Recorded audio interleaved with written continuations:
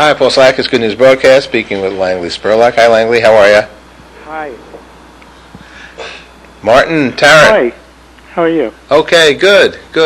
Speak. I was a little bit hard to hear. I know you guys are in a conference call because you're calling from Washington, D.C. right now. And that's good news because from science to art, and guys have put together an exhibit that's going to be happening soon down in Washington at the Studio Gallery, October 1st, 2008, Secrets of the Elements 2. Is that colon? I think it's colon, right? Yep. The Unfinished Universe. Okay. Right.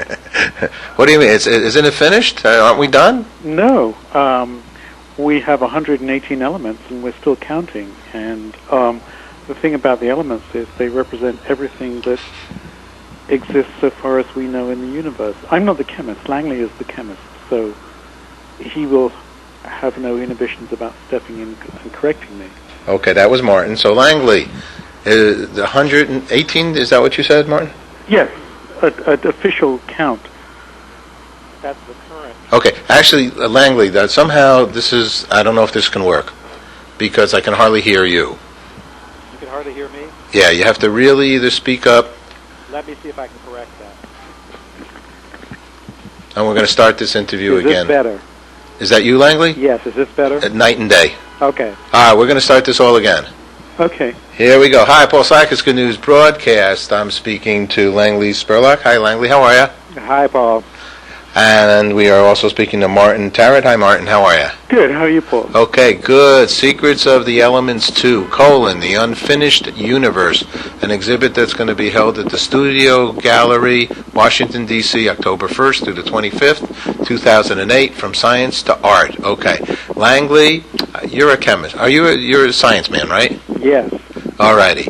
And the unfinished is the universe is unfinished, or why do you call it this? Well, the universe is unfinished for us, at least, because we're still discovering elements. And as you know, the elements are fundamental building blocks for the universe. And to date, we've discovered 118. Some of them, admittedly, we have made, but in fact, theory says that we could keep making them. Is that right? Element number 118 was only discovered in recent years. Is that right? What was that? Do you know? I've seen somewhere that they postulate that they could even go to 250, and the universe certainly won't be finished in our lifetimes. I mean, it's sort of an ongoing project, as it were. Well, let's go backwards here a little bit. What's an element? An element is a basic building block of nature. Probably the best way to describe it is through the first one, which is hydrogen. It was the first element. It was the first building block atom that was formed when the Big Bang took place.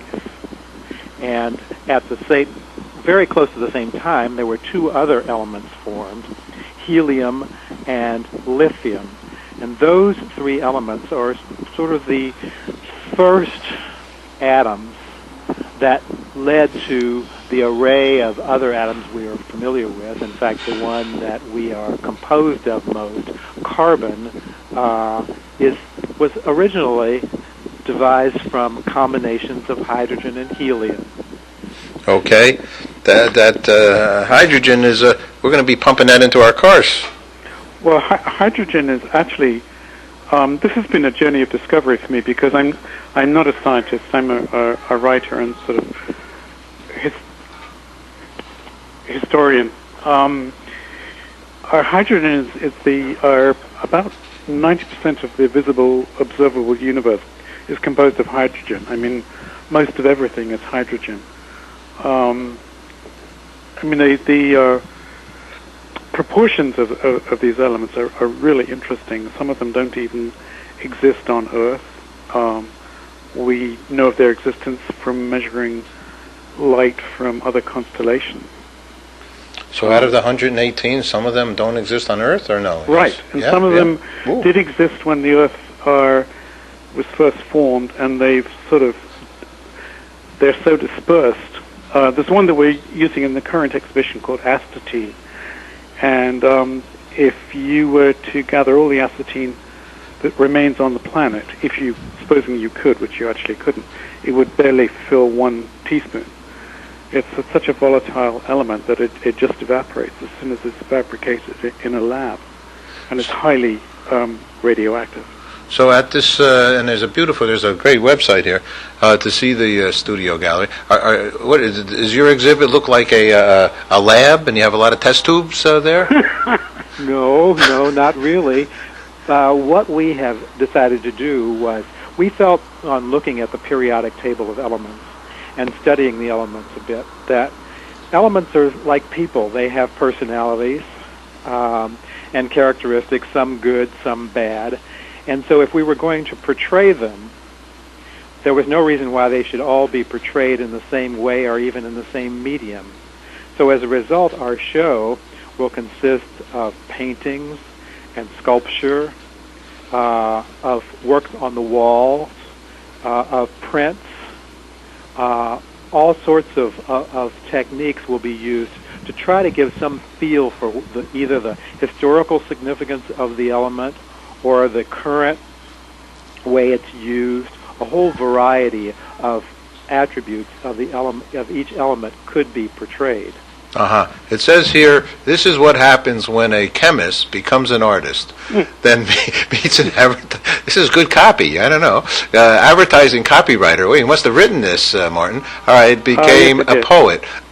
Secrets of the Elements is a collaboration of art and haiku, right? Haiku. Mm-hmm. In which Langley and John Martin tell a story as old as hydrogen, as up to the minute as Unanoctium, which is number 118. Oh, there it is. Okay. Yeah.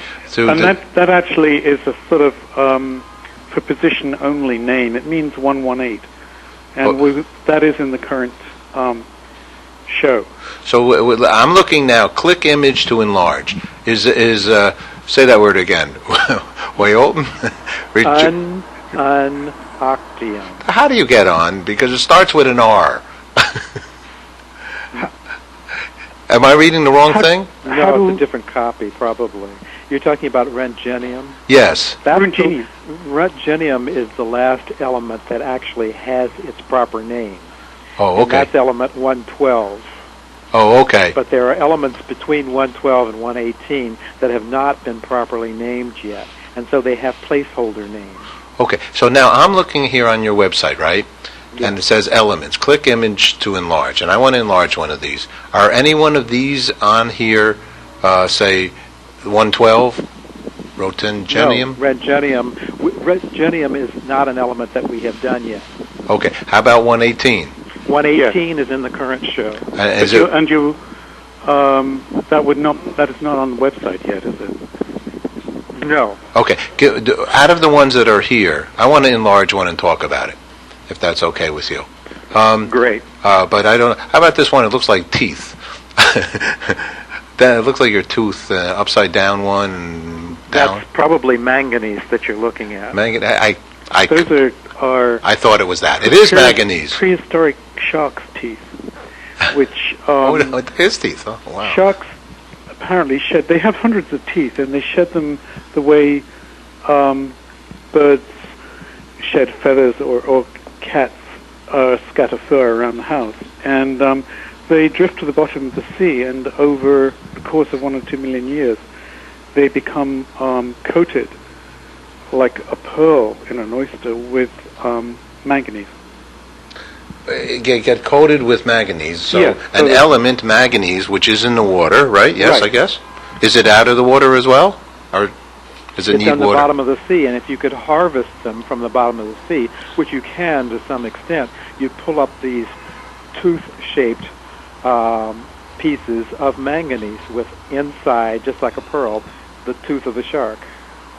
So how does somebody know this is what makes this an element? I mean, how does somebody, I'd look at it and I'd say it was a shark tooth. What makes it different what makes this one different than 117 or 112 or 111? They all have different properties, like you and I have different properties, or or me and Langley have different properties. And there are 118. So far, we've covered about 50, and we, collaborate on the medium, the art, and the haiku, which could be 3 lines or 5, no more. And each one is sort of a little bit like a child, and you sort of raise it to sort of exhibition show-worthy age. And some of them are little brats, and some of them behave really badly. Some of them smell horrible, and others are very benign, and others you would never have heard of, and others are like oxygen. You're pretty dependent on for every breath you take. So tell and they're in everything we do, everything we eat, everything we are, and every particle of the universe and the planet and our bodies, and they represent everything of everything. So what is this now? Since I'm looking at it on the computer, I don't know exactly what you used to create this. But what did you use to create? We're just staying with this manganese right now. What is this acrylic paint, or this is on what? What are you doing here? The manganese work is actually a digital archival pigment print. Oh. And it's basically started from a drawing that I did, and then it was put into the computer and modified, and added was the haiku verse by Martin.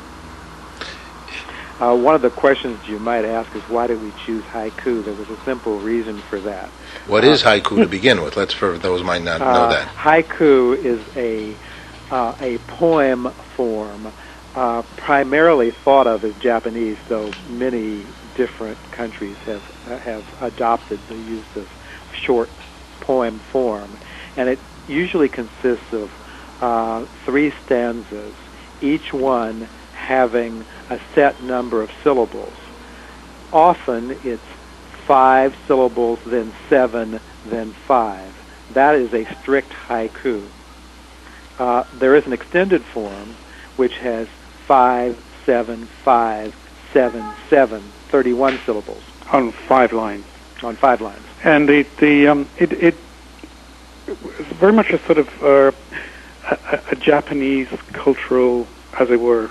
I hate to call it an artifact. It's a better word than that. But the original object was to describe nature, and to the shorter the better, to encompass extremely large concepts.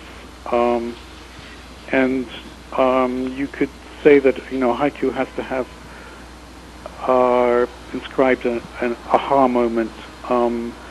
It can describe the world in a grain of sand. It's very, as short as it is, it's far more challenging than writing, say, a 14-line sonnet or some free verse that goes off the page. And to make this whole project viable and sort of viewer audience friendly, the verse had to be short, sharp, sometimes funny, sometimes romantic, sometimes sad, and sometimes a little sharp, because some of these things get into the environment, and some elements are clearly misused, and some are very toxic. One of the curious elements that we have in the current show is polonium, which was in the headlines within the last year. Let me ask before we go. I'd be happy that we'll switch to something. And then, am I reading then what you did write in the night of a million years? Manganese shadow dances in the lightness, deep transforming great whites into darkest pearls. That is what Martin and Langley you used. Is that it? That's what Martin wrote. Okay. And what I did was to adapt the digital work so that the verse itself would be incorporated into the work. Oh, into the work. Wait a second. So it's wait a second. So first the haiku was Martin wrote the words first, and then you heard the words and then now you found the digital... Well, that goes both ways. Sometimes I would get the words. They could come very easily, and from the words, Langley would get an image or a form, but he would get a visual concept. Other times he would get a visual idea, and I would somehow have to match it with 3 lines or 5. And the challenge here is that they don't become picture with a caption, which would be very easy to do, and which anyone could do. It wouldn't make this project as special as we like to think it is. Well, it's very exciting. It's beautiful. Thank you. The website's gorgeous. It looks like this facility that you're going to be holding this in, the studio location, is a gorgeous building, right? Studio Gallery, yeah. Studio Gallery, I mean, yeah. It's a turn of the old century townhouse near DuPont Circle. It's actually it's a beautiful building on a very nice leafy street. Unrare earths conceal their true colors alike. Lanthanite excite easily and misbehave. You make umber magnetically? Uber magnetically. I need to go back to school to be able to read you. Well, we all do. Okay. Well, I never went to school for this, so it's all new to me. Lanthanides are sort of rather badly behaved family of... how many elements were there, Langley? 15. 15? Yes. And in the new show, we're doing the actinides, which is an even more badly behaved family. They're sort of like clowns out of Greek tragedy. Uh-huh. They're all sort of like really horrid, nasty, and short-lived elements. Sort of lower down, they're sort of under the table. If you actually look at the schematic periodic table, they're sort of down there. They're sort of on the underside. Mm-hmm. I mean, the picture here now, so Langley, you drew this picture, right? Yes. Okay. And I'm going to say, just because it's true, Langley is also on the board of SeniorNet with myself. And Martin attended one of our last meetings and events, and Langley's a do-gooder. I imagine, Martin, you are as well, but at Langley, he's out there always helping people, and it's a big honor for me to get the chance to speak with him as well as with Martin. I just want to make that perfectly clear. Well, of course I am, but I mean, how could I say that I'm not?